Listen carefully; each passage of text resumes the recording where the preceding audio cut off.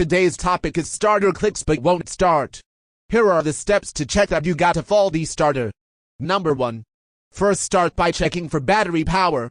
Turn on your headlights, and if the light is bright, that means you got power.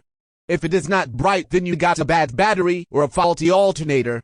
At this point, try jumping the vehicle.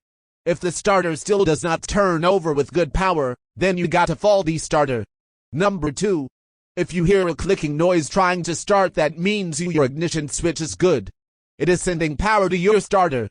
Therefore, you can rule out a bad ignition switch. Number 3. Take a hammer, pry bar, a long pipe, anything that can reach the starter. The starter is always bolted by the engine and transmission. Once you have located the starter, give it a tap using the hammer, pry bar, or a long pipe. Next, try to start the car. If it starts, that means the starter is failing and is on its way out, or it is already faulty. Number 4. Why the starter clicks but won't start. Here's a simple explanation. There is a solenoid inside the starter.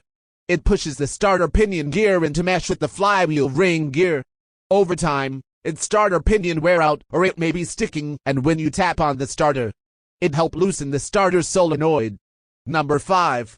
There are 2 options to fixing the starter. You can try to rebuild it yourself by purchasing a starter rebuild kit, or you can purchase the starter at an auto parts store. Most time they will require you to return the old starter, which is also known as a core exchange. If you like this video, give it a thumbs up and subscribe for more auto repair videos. Thanks for watching.